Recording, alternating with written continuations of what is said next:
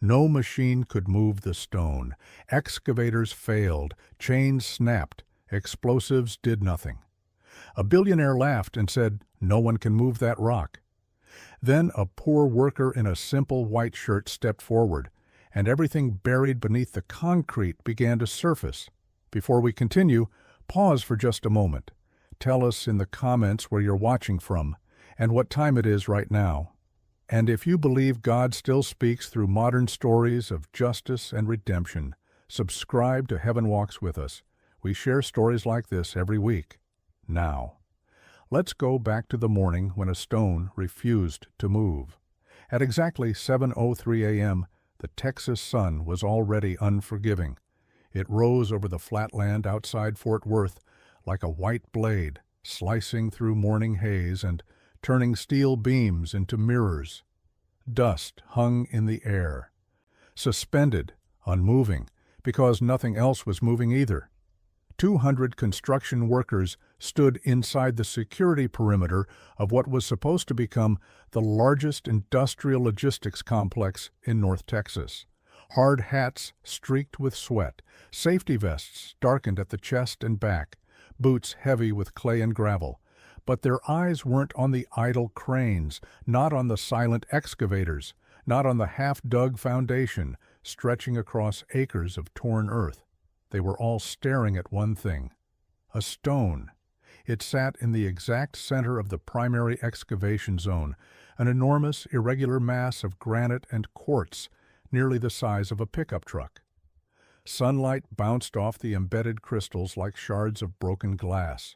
40 tons, too heavy to lift, too dense to crack, too perfectly placed to ignore, and standing 10 feet away from it, pacing like a man trapped in a bad dream, was Graham Whitlock. At 55, Graham was used to being photographed from flattering angles, shoulders back, skyline behind him, hard hat clean and untouched for the cameras. That morning, none of that mattered. His tailored charcoal suit looked obscene against the dirt and sweat around him, as if wealth itself had wandered into the wrong world. He stopped walking and stared at the stone again. "How long has it been?" he demanded. The site supervisor, Eddie Ramirez, hesitated before answering. Eddie had worked construction for 30 years and had learned when silence was safer than honesty. 14 days, sir. 14 days. 14 days since the project timeline had frozen. 14 days since investors started calling twice a day. 14 days since Graham Whitlock, owner, CEO, and face of Whitlock Industrial Development, had stopped sleeping more than 3 hours a night. Graham clenched his jaw. "This rock wasn't on any geological report," he said, his voice tight. "It wasn't in the soil surveys. It wasn't in the ground-penetrating scans. So explain to me how a 40-ton boulder just appears." Eddie swallowed. "We don't know, sir." Graham turned sharply. "That's not an answer. I don't pay people to not know." Around them, the workers stood quietly. No one pretended to be busy. No one checked a phone. Men who spent their lives around noise, engines, drills, shouted orders, felt the wrongness of the silence pressing in on their chests. One of the younger workers crossed himself without realizing it. Another wiped his face and whispered something under his breath that sounded like a prayer. The stone hadn't moved a single centimeter. They had tried everything. The largest excavator in the company's fleet had dug around it for hours, trying to pry it loose like a rotten tooth. Hydraulic pressure screamed. Metal groaned. The ground trembled. Nothing. A second machine had joined in. Industrial chains wrapped tight around the stone's jagged body. Engines roared in unison. The chains strained until one of them snapped with a sound like a gunshot, whipping through the air and narrowly missing 3 men. After that came demolition specialists, controlled explosives, precision charges, enough force to bring down a 5-story structure. The blast echoed miles away. When the dust cleared, the stone was still there, untouched, unmarked, almost patient. Graham felt something unfamiliar crawling up his spine. It wasn't fear, at least, not yet. It was humiliation. This project was supposed to elevate him from a regional powerhouse to a global name. Contracts from Japan, South Korea, Germany, billions in future revenue, his legacy. And now, because of a rock, everything was stalled. The workers could feel it too. Not just the delay, but the tension, the sense that something was wrong in a way spreadsheets couldn't explain. Graham rubbed his temples, breathing hard. "Clear the area," he snapped. "I don't want anyone touching it unless I say so." No one moved. They were still staring at the stone, because deep down, every man standing there felt the same unsettling thought forming, one none of them dared to say out loud, "This thing isn't just in the way. It's here for a reason." And none of them, not even the billionaire who owned the land beneath their feet, had any idea what that reason was. To understand why that stone mattered so much, you had to understand Graham Whitlock. Graham wasn't born wealthy. He liked to remind people of that, often. He grew up in a modest home outside Abilene, the son of a hardware store manager who worked 6 days a week and drank himself to sleep on the 7th. Graham learned early that money didn't come gently. It came by force, by speed, by never letting someone else slow you down. By 22, he had dropped out of college and started hauling scrap metal. By 30, he owned a small construction firm. By 45, his name was on the side of buildings that changed skylines. The newspapers called him relentless. The banks called him brilliant. Politicians called him reliable. His workers called him something else, but never where he could hear. Graham ran his empire by 3 rules, rules he believed were simply the reality of modern business. First, speed. Finish faster than competitors. Deadlines weren't guidelines, they were weapons. Anyone who slowed things down, inspectors, safety officers, cautious engineers, was an obstacle to be managed or removed. Second, profit. Margins mattered more than comfort, more than rest, more than gold-plated safety standards, as Graham liked to mock. Steel is steel, he'd say. A harness is a harness. No one can tell the difference. Someone always could, but it was never him. Third, silence. This was the most important rule. Problems didn't get solved, they got buried. Accidents didn't become investigations, they became paperwork. And deaths didn't become tragedies, they became line items. Over the last 5 years, there had been 8 funerals Graham never attended, 8 workers who didn't make it home. A fall from scaffolding because a certified harness was deemed too expensive. A crane collapse after maintenance reports were ignored. An electrical shock at 11:17 at night because temporary wiring was left exposed to meet a political deadline. Each time, Graham told himself the same thing. Construction is dangerous. People know the risks. That's why we have lawyers. His legal team was efficient, faster than ambulances sometimes. Families were offered settlements that sounded generous to people who had never held real money, $50,000 here, $75,000 there, along with documents that promised closure in exchange for silence. Most signed, not because they were greedy, because funerals cost money, because children still needed food, because grief doesn't pause the rent. At night, when Graham drank too much, faces sometimes surfaced, names he half remembered, voices calling out in dreams that dissolved by morning. He drowned those moments the same way he drowned everything else that made him uncomfortable, with distraction, with deals, with luxury, with speed. That Friday morning at the Fort Worth site, none of that worked, because the stone didn't care about his past success. It didn't care about the awards on his office wall or the politicians who returned his calls. It sat there, unmoved, as if the earth itself had decided to refuse him. Graham felt it then, not guilt, not yet, but something closer to panic. If the project failed, questions would follow. If questions came, inspectors would dig. And if inspectors dug deep enough, he pushed the thought away and turned back to the site. "Bring the demolition team back," he said sharply. "I don't care what it costs." Eddie hesitated. "Sir, We already tried. Graham spun around. Do I need to remind you who signs your paycheck? Eddie nodded once and walked away. The workers exchanged glances. They had seen this pattern before. Push harder, spend more, silence doubt. But something about this felt different. The air was heavy. The ground felt wrong. One of the older workers, Roberto Sanchez, 58 years old and bent from decades of labor, stared at the stone with a frown he couldn't explain. I don't like it, he muttered to the man beside him. Don't like what? The younger man asked. Roberto shook his head. Feels like it's not blocking us. What do you mean? Roberto swallowed. Feels like it's waiting. At exactly 7:41 a.m., while Graham Whitlock argued on his phone with a furious investor from overseas, a figure appeared at the main gate of the site. No sirens, no announcement, just footsteps on gravel. A man in a plain white shirt walked in as if he had every right to be there.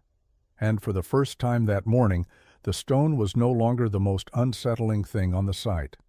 Before the stranger ever spoke a word, before anyone dared to challenge Graham Whitlock, the ground beneath that construction site was already heavy with memory. Because this wasn't the first time men had disappeared under Graham's projects. It was just the first time the ground refused to stay quiet.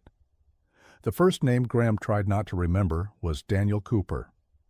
Daniel was 27 years old, newly married. He worked the night shift on a mixed-use tower in downtown Dallas, installing exterior panels 14 stories above the street.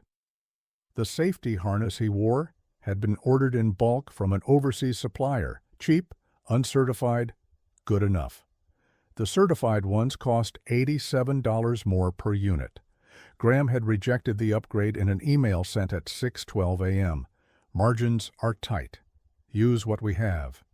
At 11:48 p.m., Daniel leaned back to adjust a panel. The harness strap tore at the stitching. 14 floors. 3 seconds. His wife identified his body by a small scar near his left eyebrow, the one she used to kiss when he slept. The settlement arrived before the funeral flowers wilted. $50,000, a confidentiality clause. A sentence about unavoidable occupational risk. Graham told himself it was tragic. Then he ordered champagne that night to celebrate closing a new contract. The second name was Luis Moreno, 42. Luis had worked construction since he was 16. His hands were permanently scarred, his back already failing him. On a project outside San Antonio, a crane that had missed 3 scheduled maintenance checks lifted a steel beam it had no business lifting. The operator had reported the issue twice. The response from corporate was brief. Still functional. Proceed. When the crane arm buckled, the beam fell sideways. Luis didn't have time to run. The casket had to be sealed. His children weren't allowed to see him one last time. Graham never learned their names. Then there was Marcus Hill, 34. Marcus died at 11:17 p.m. on a Friday. Temporary wiring, wet conditions. Overtime that wasn't logged. He was installing decorative lighting because the governor was scheduled to tour the site the following week. Delays were unacceptable. Marcus touched a live wire.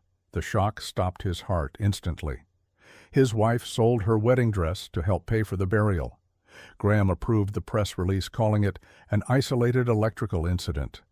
4 others followed in variations of the same story. Corners cut, warnings ignored, deadlines worshipped like gods.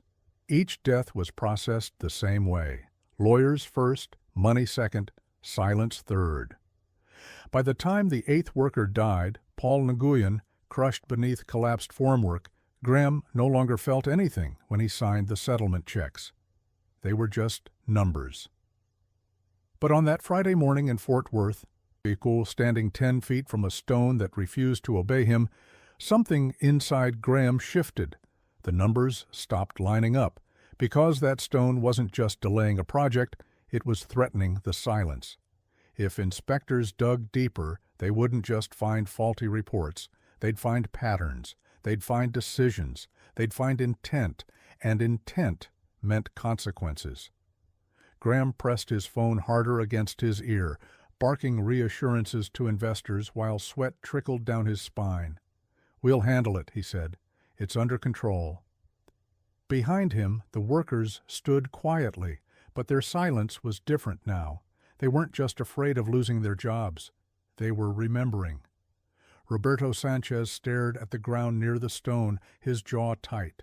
He had known Daniel, shared lunches with Luis. Watched Marcus work through exhaustion because overtime meant groceries. Each name Graham erased had belonged to someone they loved. The stone sat there like a ledger no one could close. At 7:49 a.m., Graham ended his call and turned sharply. Who the hell let him in? Everyone looked toward the gate.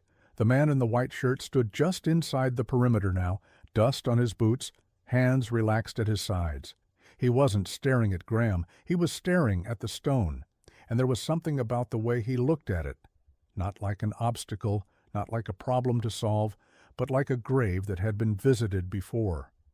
For a moment, Graham felt a flicker of irritation mixed with something colder. Who was this man to walk in uninvited? Who was this nobody, appearing on the worst morning of his career? Graham straightened his suit, squared his shoulders, and took a step forward. He didn't know it yet, but every death he had buried under contracts and concrete was about to rise back to the surface. And the silence he depended on was about to be broken. By mid-morning, the heat had turned merciless. The Texas sun climbed higher, bleaching color from the land, and pressing down on the site like a physical weight. Shirts clung to skin. Dust crept into mouths and eyes. Even the air felt exhausted and still. The stone did not move. Graham Whitlock stood with his arms crossed, staring at it as if staring harder might force the universe to cooperate.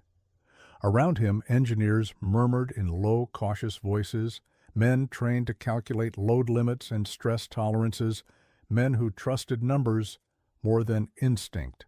None of their numbers worked here. "Let's go through it again," Graham snapped, "from the top." The lead engineer, Mark Ellis, cleared his throat. "Sir, the boulder's estimated mass is just under 40 tons. Its density suggests a high granite quartz composite. The problem isn't just weight, it's anchoring." "Anchoring?" Graham repeated sharply. "Yes," Mark said, pointing to a tablet display. "Ground scans indicate it's fused deeper than expected, almost like it's—" "Like it's what?" Graham demanded. Mark hesitated. "Like it's part of the bedrock." That word hit Graham harder than he expected. Bedrock meant permanence. Bedrock meant delay. Bedrock meant explaining things he didn't want to explain. "We don't build around problems," Graham said coldly. "We remove them." He turned toward the machinery. "Bring the cat back in, full pressure." The excavator roared to life again. Its hydraulic arm digging, prying, levering against the stone with mechanical determination. Metal groaned. Earth shook. Workers watched with held breath, waiting for something, anything, to give. Nothing did. The stone didn't crack, didn't tilt, didn't flinch. After 30 minutes, the operator shut down the machine and climbed out, his hands trembling. "It's not budging," he said quietly. "Feels like pushing against the planet itself." Graham's lips tightened. "Chains," he said. Heavy industrial chains were wrapped around the stone again, secured to two machines positioned at opposite angles. The engines screamed as both drivers pulled simultaneously. Diesel fumes thick in the air. A sound like a gunshot split the morning. One chain snapped. It whipped back with terrifying speed, slamming into the dirt inches from where 3 workers had been standing moments earlier. One man fell backward, scrambling away on hands and knees, his face pale. A few workers swore under their breath. Someone whispered, "Jesus." Graham didn't react to the near miss. He didn't even look at the shaken men. He was watching the stone. It sat there, unmoved, as if insulted by the effort. "Explosives," Graham said. Mark's eyes widened. "Sir, We already tried controlled charges, more force risks destabilizing the surrounding foundation. Then use better calculations, Graham shot back. I don't care what it takes. Another demolition crew was called. Larger charges, deeper drills. Precision promised again. The explosion thundered across the county, echoing off distant buildings and rattling windows miles away. Birds scattered from nearby trees. The ground jumped beneath everyone's feet. Dust billowed upward in a thick cloud. For a moment, no one could see. When the air finally cleared, the workers leaned forward instinctively, hearts pounding. The stone stood exactly where it had before, not even a fracture. Silence followed, thick, uncomfortable silence. $2 million spent, weeks lost, and nothing to show for it. Graham felt something tighten in his chest. His confidence, usually so solid, so rehearsed, began to crack. Phones buzzed in his pocket again. Investors asking why progress photos hadn't changed. Banks asking about revised timelines. Competitors quietly circling. This wasn't just a rock anymore, it was a humiliation. 200 workers watched him now, not openly, not with defiance, but with something else. Expectation. They had seen machines fail before. They had never seen Graham Whitlock fail. His authority depended on one thing: control. Control of schedules, control of money, control of people. And for the first time in decades, he had none. Graham wiped sweat from his forehead and turned away from the stone, pacing hard. His eyes landed on the man in the white shirt, standing near the edge of the site. The stranger hadn't flinched during the explosion, hadn't stepped back when the chain snapped, hadn't spoken. He was watching, not the machines, not Graham, but the stone itself, with a focus that made Graham uneasy. "Who is that?" Graham barked. Eddie hesitated. "He said he was looking for work, sir?" Graham stared at the stranger, irritation curdling into something darker. Looking for work. On the worst day of his career. A thought formed in Graham's mind, sharp, cruel, and tempting. If the stone wouldn't move, maybe someone else could be made to, and if not, at least someone would be humiliated. Graham straightened his suit and walked toward the man in the white shirt. Behind him the stone remained still, waiting. Graham Whitlock stopped 3 steps away from the stranger. Up close, the man didn't look impressive in the way Graham respected. No tailored lines, no polished confidence, no visible ambition, just a man who looked like he belonged to the sun and the dirt, someone whose body knew the language of work. Graham scanned him with practiced contempt. "How did you get past security?" he asked. The stranger met his eyes without flinching. "I walked in." That answer irritated Graham more than it should have. "Name?" Graham demanded. The man hesitated, then said simply, "I'm looking for work." A few workers shifted uncomfortably. They could feel what was coming, that familiar tightening in the chest that came before someone was made an example of. Graham let out a short, humorless laugh. "Work," he repeated loudly, turning so the others could hear. "You picked a bad day," he gestured sharply. "Everyone, get over here." The command cut through the site. 200 men slowly formed a wide semicircle, boots crunching on gravel, faces hardened, eyes lowered. No one spoke. They had seen this before. Graham stood in the center like a ringmaster, the stranger beside him, the stone looming just beyond. "You see this rock?" Graham said, pointing theatrically. 40 tons. We've thrown machines at it, money at it, explosives at it." He paced in a slow circle, voice rising. "It hasn't moved an inch." He stopped in front of the stranger and looked him up and down. "But you," he said, lips curling, "you look strong. Calloused hands, straight back. You've moved heavy things before, haven't you?" The stranger didn't answer. Some of the workers exchanged glances. A few stared at the ground, already ashamed. "So here's my offer," Graham continued, savoring every word. "If you move that stone, just 1 inch, with your bare hands, no machines, no tricks." He raised his voice so it carried across the entire site. "I'll pay you more than my lead engineer, full benefits, company truck, no more worrying about rent or groceries." A murmur rippled through the crowd. For many of them, the number Graham named was more than they earned in half a year. It hung in the air like forbidden hope. Then Graham's tone shifted.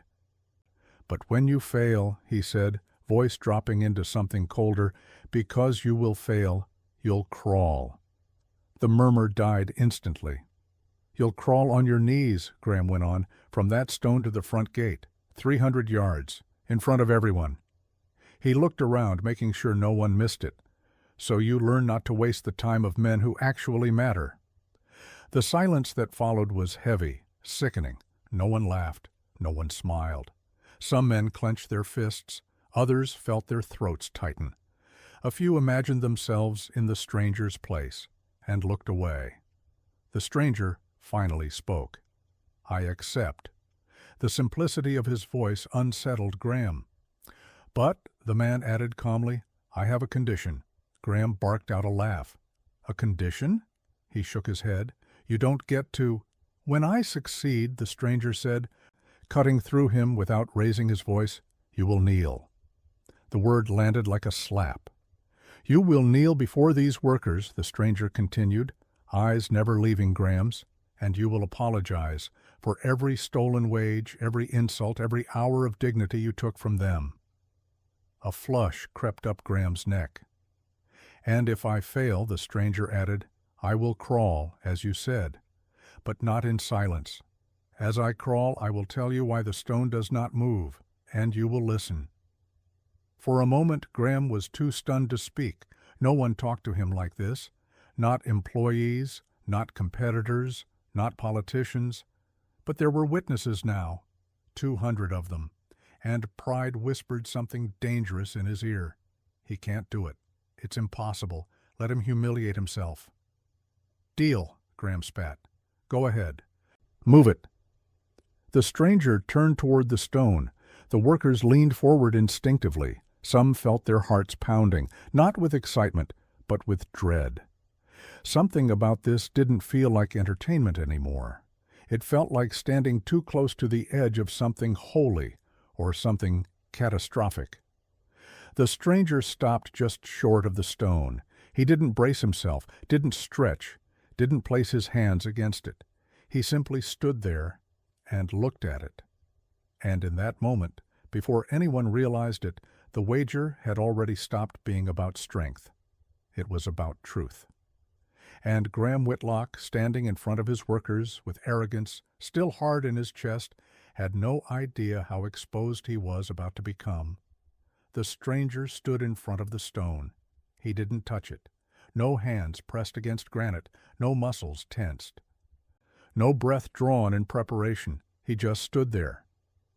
At first, no one noticed the stillness. A few workers leaned forward, expecting effort, expecting strain. A cameraman hired by one of the contractors lifted his phone, ready to capture a moment of inevitable failure. 10 seconds passed. Then 20. The wind shifted, carrying dust across the site. Somewhere in the distance, a truck horn blared. A crane cable clinked softly against metal. Still the man didn't move. 30 seconds. Graham crossed his arms and smirked. "That's it?" he called out. "You planning to stare it into submission?" The stranger didn't respond. 1 minute passed. The workers began to shift their weight. Hard hats tilted.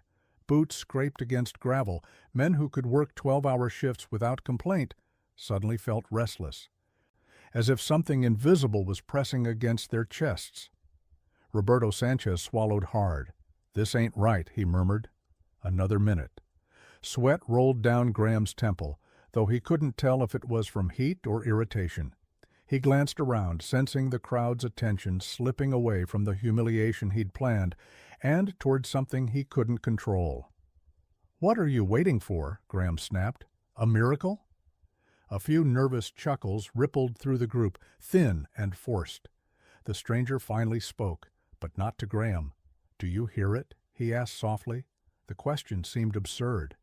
"Hear what?" Someone muttered. The stranger kept his eyes on the stone. "The ground remembers," he said, "even when men try to forget." Graham let out a sharp laugh. "This is pathetic. You've had your moment. Touch the rock, or get on your knees." The stranger didn't turn. Another long stretch of silence followed, and something subtle began to happen. The workers stopped looking at Graham. Their attention drifted, slowly, instinctively, toward the man in the white shirt. Not because he demanded it, but because the space around him felt different, still, focused, heavy. One of the younger workers rubbed his arms, as if chilled despite the heat. "I feel sick," he whispered to the man beside him. Graham felt it too. The silence wasn't empty. It wasn't awkward. It was full, like standing inside a church long after the congregation had left, when the air still held prayers that hadn't faded yet. "This is your last chance," Graham barked. "Either you move it or you crawl." The stranger finally turned. When his eyes met Graham's, something changed. They weren't angry. They weren't pleading. They were certain. "I don't need to move it," the stranger said calmly, "because the stone is not the problem." A ripple of confusion passed through the crowd. Graham frowned. "Then what is?" The stranger gestured toward the ground beneath the stone. "This stone is a seal," he said. "A marker." The word echoed in the open air.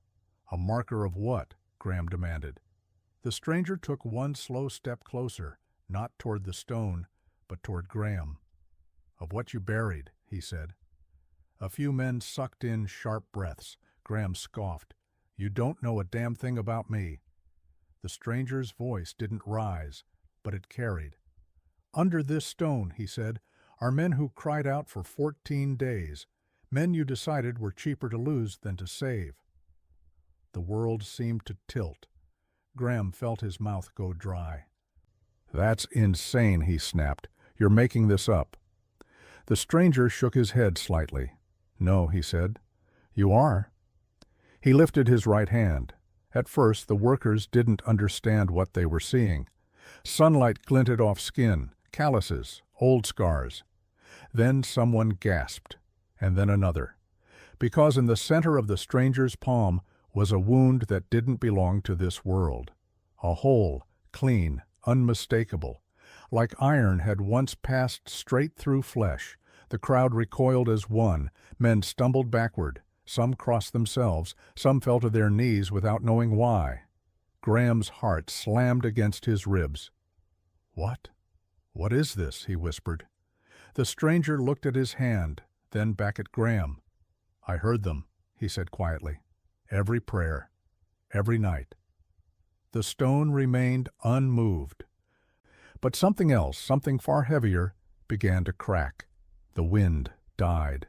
Not gradually, but suddenly, as if the land itself had decided to listen. 200 men stood frozen, eyes locked on the stranger's hand. The wound in his palm was not bleeding. It wasn't fresh. And yet it looked impossibly real, edges healed long ago, skin rough around it, like flesh that had learned to live after being torn apart. Graham Whitlock felt his knees weaken. "This is a trick," he said, but the words lacked force. A prosthetic, a stunt. The stranger lowered his hand slowly. "You sealed the north section 14 days ago," he said. "Friday night, after the inspection notice came in." Graham's breath caught. "You ordered the concrete poured before the final head count," the stranger continued, "because the shelter below failed code, because fixing it would cost money, because delay was unacceptable." The workers began murmuring now, quiet, horrified sounds. "There were 3 men still inside," the stranger said, "taking refuge when the warning alarm sounded." Graham shook his head violently. No, that's not—" The stranger spoke the first name. "Michael Reyes, 36, 2 children, loves fixing old radios on weekends." Graham's heart slammed harder. The second name came without pause. "Jose Hernandez, 29, married 8 months. His wife is 4 months pregnant." Someone gasped. The third name landed like a hammer. "Antonio Vega, 41, only son of a widowed mother who depends on his paycheck. The sight felt impossibly small now, as if the sky had lowered. "They've been here for 14 days, the stranger said, in darkness, in heat. With water dripping from a cracked pipe, one drop at a time?" Graham backed away, shaking. "That's impossible," he whispered. "They'd be dead." "They are alive," the stranger replied. "Not because of you, in spite of you." The words struck Graham harder than any accusation. "You filed reports," the stranger went on. "You marked them as no-shows. Your lawyers prepared termination paperwork. Their families were told they left without notice." Graham covered his mouth. "Michael's wife is selling her jewelry to buy groceries," the stranger said. "Jose's mother hasn't filled her insulin prescription in 3 days. Antonio's daughter quit school to work because she thinks her father abandoned her." A low sound escaped Graham's throat. Not quite a sob, not quite a scream. "How do you know this?" he whispered. The stranger looked at him, eyes steady. "Because I was with them." The crowd leaned forward as one. "I heard Michael pray when the heat became unbearable," the stranger said. "I heard Jose cry for his wife in the darkness. I heard Antonio groan in pain when his legs swelled and the fever came." Graham's legs gave out. He dropped to his knees in the dirt, hands shaking uncontrollably. "You heard them?" Graham rasped. "Where were you?" The stranger lifted his hand again, not to display the wound, but as if offering something unseen. "In the dark," he said, "where I have always been with the suffering." The workers stared, breathless. Every night, the stranger continued, they shared what little they had.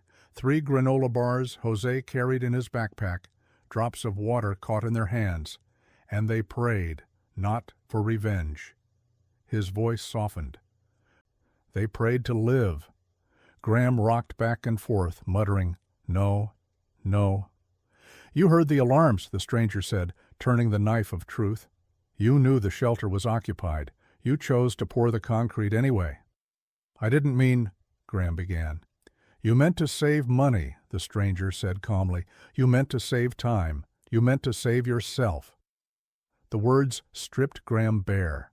A heavy silence followed, broken only by the sound of one man retching quietly near the edge of the group.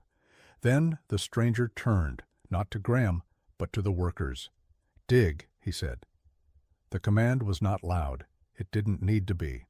3 meters east of the stone, down at an angle, you'll hit reinforced concrete. Break it carefully. For a moment, no one moved. Then Roberto Sanchez stepped forward, grabbed a shovel, and drove it into the dirt. Others followed, 10, 20, men rotating every few minutes under the sun, sweat pouring, hands blistering. Graham remained on the ground, staring at the stone with terror in his eyes, because now he understood. The stone had never been an obstacle. It had been a witness, and witnesses don't move until the truth is spoken. The first shovel cut into the dirt with a dull, heavy sound, then another and another.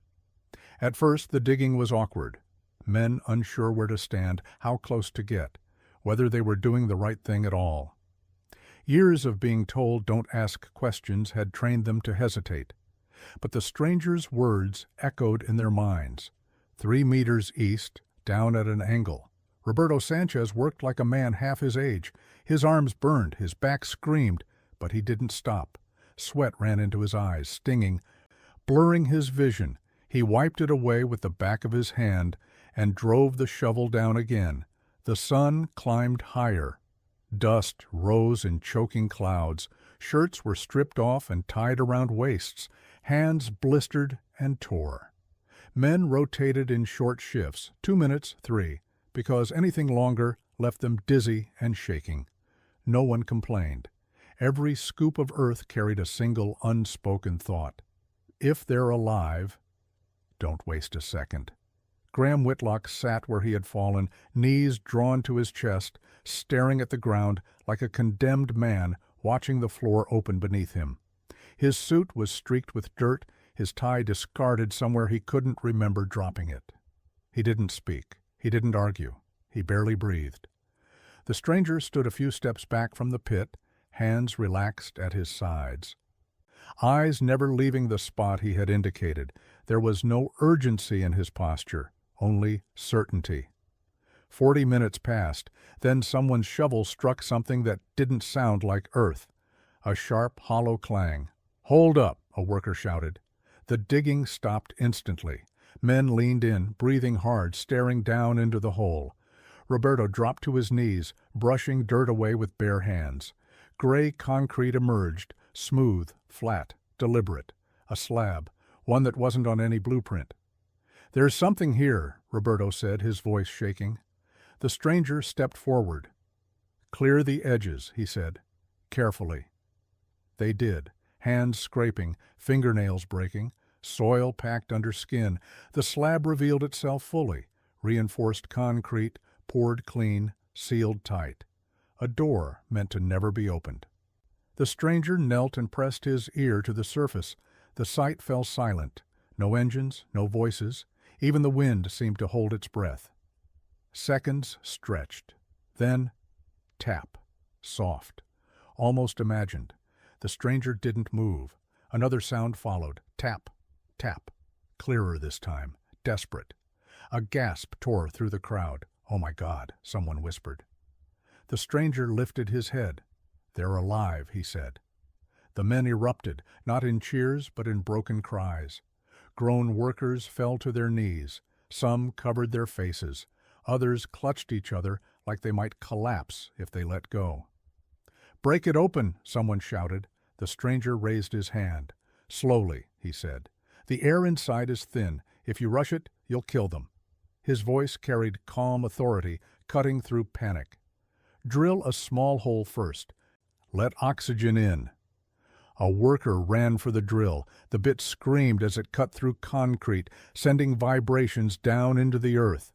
When the hole finally broke through, a foul rush of air burst upward, hot, stale, heavy with the smell of human confinement. Men gagged. Then they heard it, a voice. "We're here," it croaked from below. "Please, we're here. There are 3 of us." The sound ripped through every man standing there. Roberto dropped flat to the ground, pressing his mouth to the hole. "Hold on," he shouted. "You're coming out. You hear me? You're coming out." A weak reply floated up. "Roberto?" Roberto's breath hitched. "Yes," he sobbed. "It's me. Stay with us." The hole was widened inch by inch. No one rushed. No one dared. Flashlights were lowered into the darkness. And there, barely visible, were 3 shapes huddled together in a space no larger than a storage room. Faces gaunt, eyes hollow, bodies trembling, but moving, alive. One of the men lifted a shaking hand toward the light. "I knew you'd come," he whispered, not to Roberto, not to the workers, to the stranger. Graham Whitlock watched from the dirt, mouth open, tears streaming unchecked. His entire body shook as the impossible unfolded before him. 14 days, buried alive, and still breathing. The stone hadn't moved, but the earth beneath it had opened, and with it, the truth Graham Whitlock had tried to seal forever. The opening was finally wide enough. A rope ladder was lowered first, swaying slightly as it disappeared into the darkness below. Flashlights followed. Beams trembling as the men holding them struggled to keep their hands steady. "Easy," someone whispered. "Easy." The first to be lifted was Antonio Vega. His leg was swollen grotesquely, bent at an angle it was never meant to bend. 2 workers descended carefully, securing him to a makeshift harness fashioned from straps and belts. Antonio bit down hard, refusing to scream as pain shot through his body. When he emerged into the sunlight, his eyes squeezed shut instinctively. The brightness was unbearable. 14 days without light had turned the sun into fire. A paramedic rushed forward, shielding Antonio's face, checking his pulse, whispering reassurance. But Antonio wasn't looking at them. His gaze searched wildly through the crowd. "Where is he?" he croaked. "Where is the man, the one in white?" The workers fell silent. The stranger stepped forward. Antonio's breath caught. Tears streamed down his hollow cheeks as recognition flooded his face. "You came," Antonio whispered. "You really came." The second man, Jose Hernandez, was lifted next. He could barely stand on his own. His body had wasted away, clothes hanging from him like fabric on a frame. When he reached the surface, he clutched his stomach, gasping as fresh air burned his lungs. He scanned the faces around him, confused, disoriented, until his eyes landed on the stranger. A broken smile spread across his face. "You told me," Jose said weakly. "You told me my son would be born healthy. You told me I would hold him." The stranger nodded gently. "And you will," he said. Jose wept openly. Finally, Michael Reyes insisted on climbing out himself. Every step was agony. His legs trembled. His hands shook as he gripped the ladder, but when he reached the top, he stood, unsteady but upright, alive. The workers erupted, not with cheers, but with something deeper: gratitude, relief, awe. Michael's eyes never left the stranger. He took a step forward, then another, and then he collapsed to his knees in front of him. "It was you," Michael said, his voice cracking. "Every night, when we thought we were going to die, you spoke to us." The stranger bent down and helped him to his feet. "Stand," he said softly. "This is not a moment for kneeling." Michael shook his head. "You held us together," he insisted.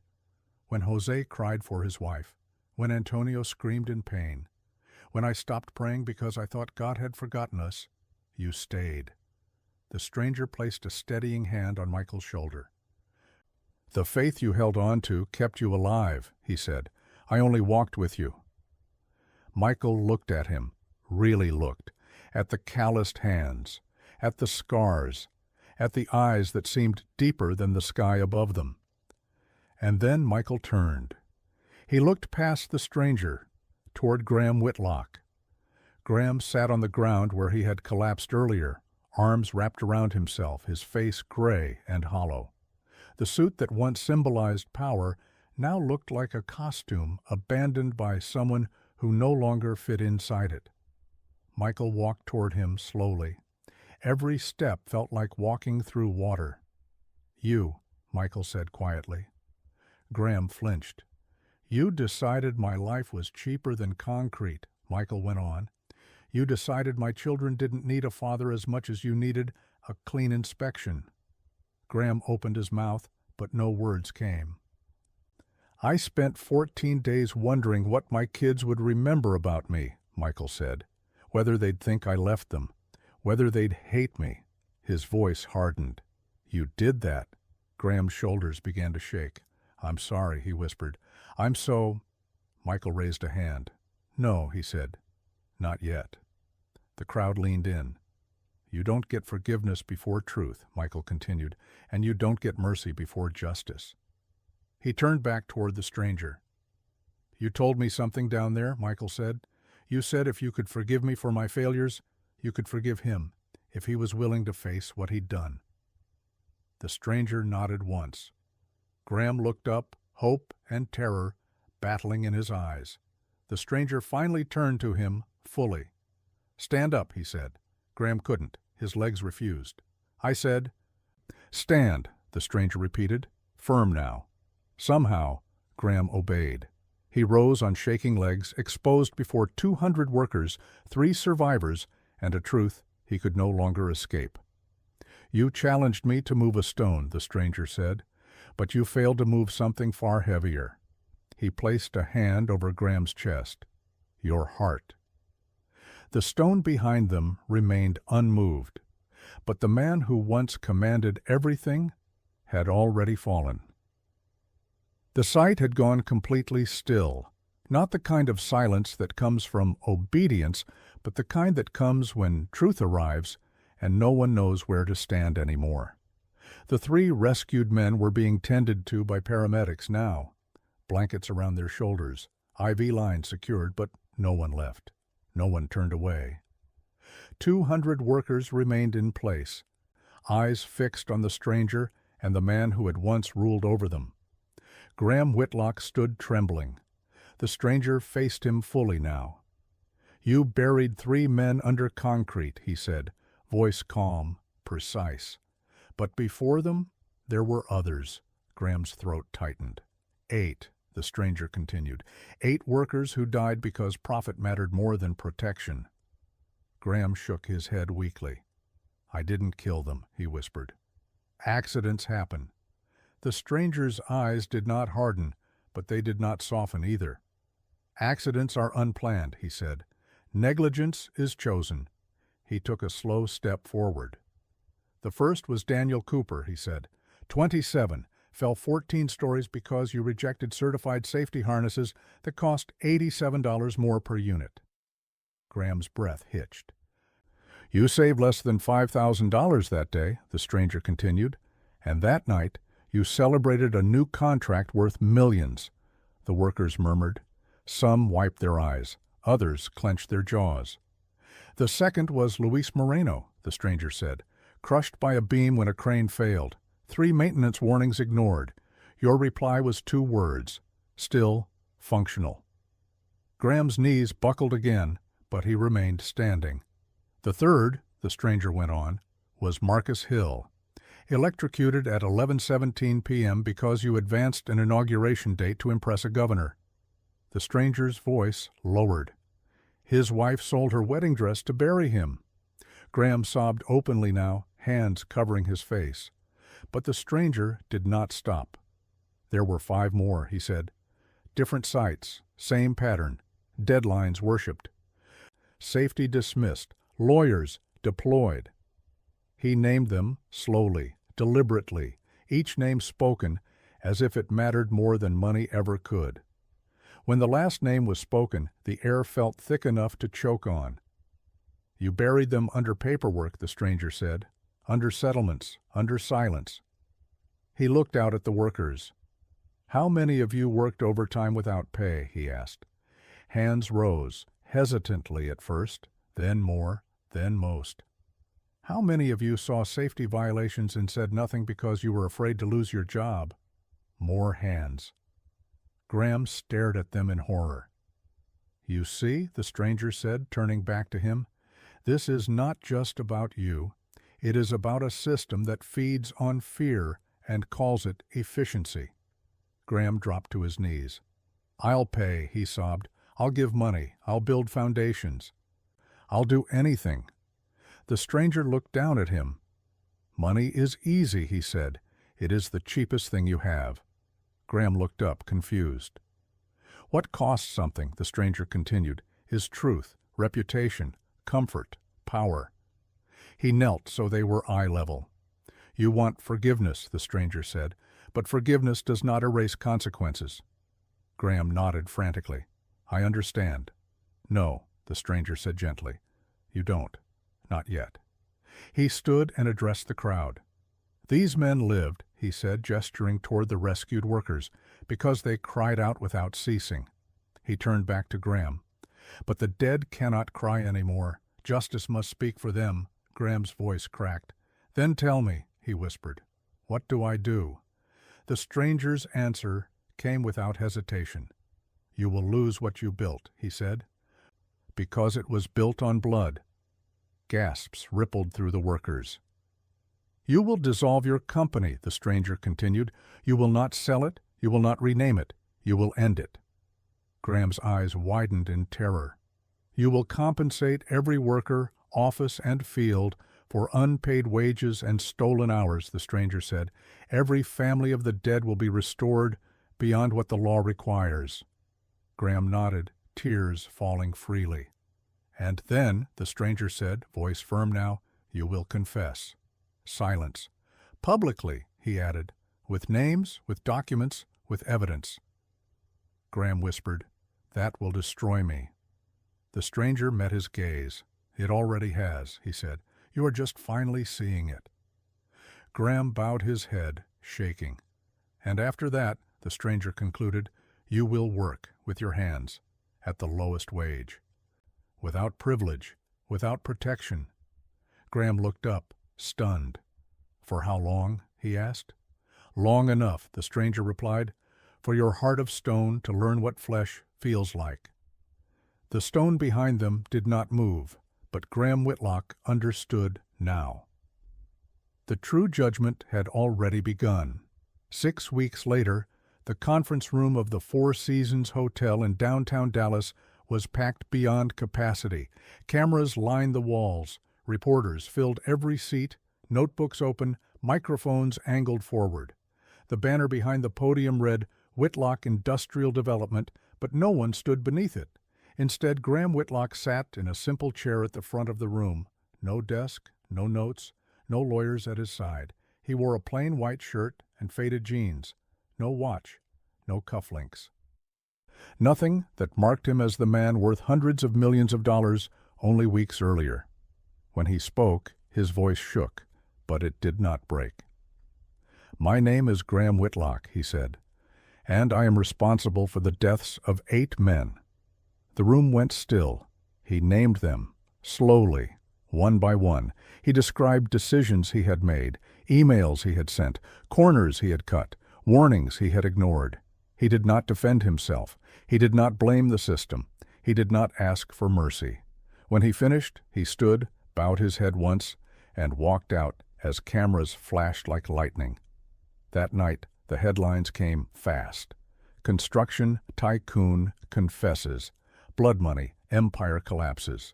Whitlock under criminal investigation. Graham didn't read them. 3 days later, he reported to a construction site on the outskirts of Arlington, Texas, wearing borrowed steel-toe boots and a hard hat with chipped paint. No one called him sir.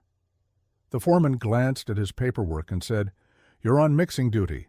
Bags are 50 pounds. The first bag nearly crushed him.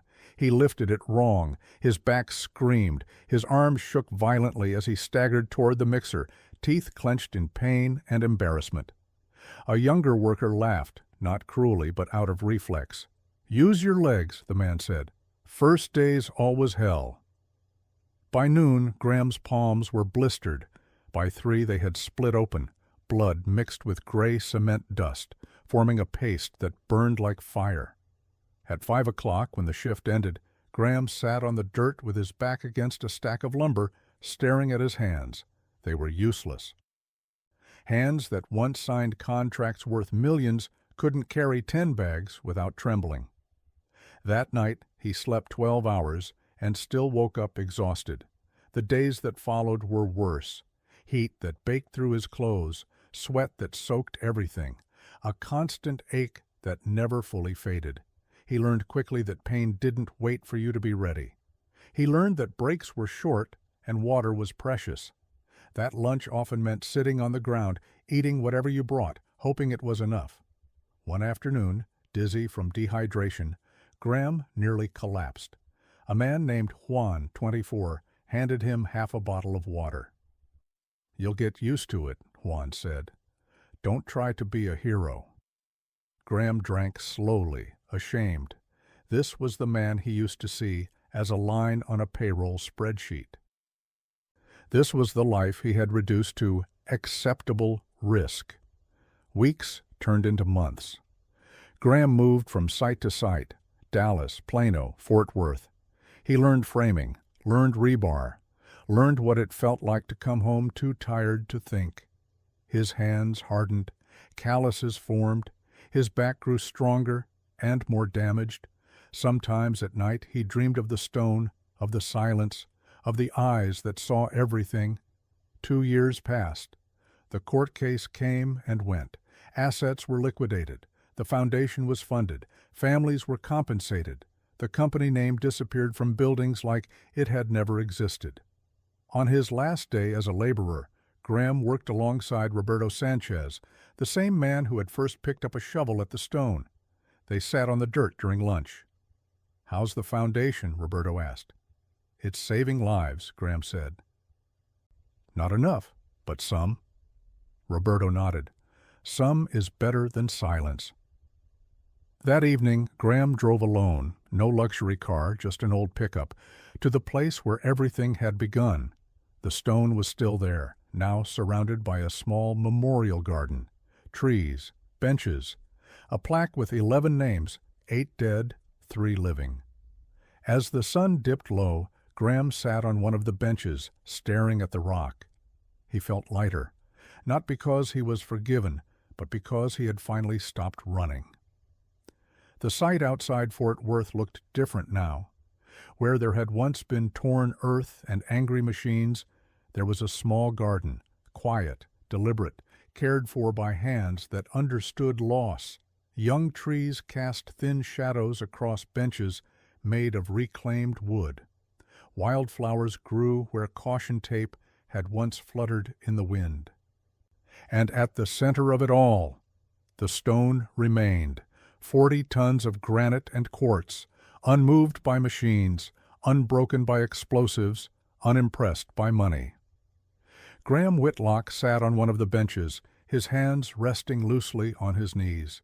They were no longer soft, calloused now, scarred.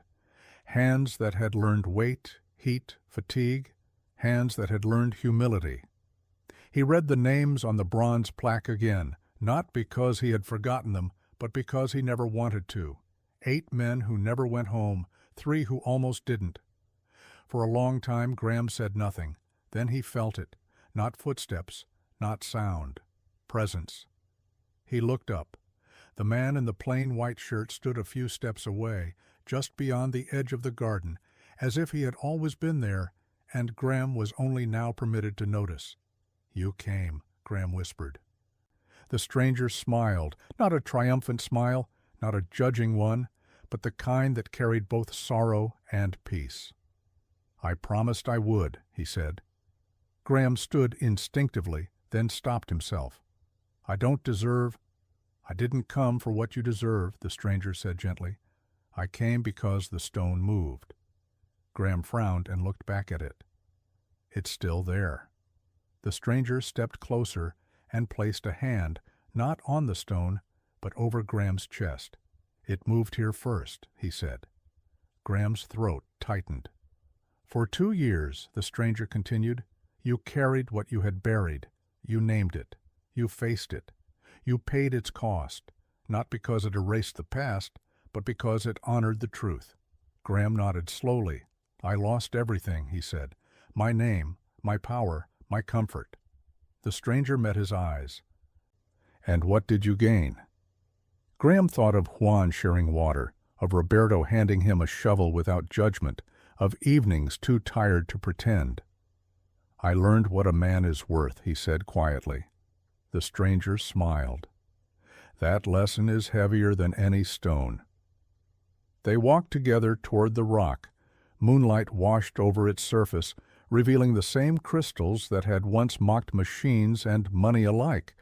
The stranger placed his scarred hand on the stone. "This will stay," he said. "Not as a monument to power. Power is easy, but as a witness." "To what?" Graham asked. "To the truth," the stranger replied, "that no heart is so hardened it cannot be changed, and no injustice is so buried it cannot be uncovered." Graham hesitated, then asked the question that had lived in him for 2 years. "What happens now?" The stranger turned to him. "You are free," he said, "free to go back to comfort. You still have enough. No one would blame you." He paused. "Or free to choose differently, not as penance, but as purpose." Graham didn't hesitate this time. "I don't want to build the way I did before," he said. "I want to build something just small, where workers are partners, where safety isn't negotiable." The stranger nodded. "I knew you would." He stepped back, already beginning to fade into the quiet of the garden. "Will I see you again?" Graham asked. The stranger looked over his shoulder. "Every time you choose people over profit," he said, "every time you hear suffering and refuse to look away. Every time you remember that hands like yours, once pierced, once blistered, are sacred." And then he was gone. Graham stood alone under the stars. As he turned to leave, the ground beneath his feet shifted, not violently, not dramatically. The stone sank, slowly, deliberately, into the earth, until only half of it remained above the surface, not removed, not destroyed, but transformed. A seat, a reminder, a place where someone could sit and remember. Graham understood the final truth then. The stone had never needed to be lifted. It needed to be humbled, just like him. So let me ask you, what stone in your life refuses to move? A secret you've buried? A wrong you've justified? A silence you've learned to live with? Sometimes God doesn't remove the obstacle. He leaves it there until we become the kind of person who can face what's beneath it. If this story touched your heart, subscribe to Heaven Walks with Us and share in the comments. Do you believe true redemption requires a real price? Or is forgiveness something we want without change? Your reflection might be the one someone else needs to hear tonight. Until the next story, remember, no stone is heavier than a hardened heart, and even that can be moved.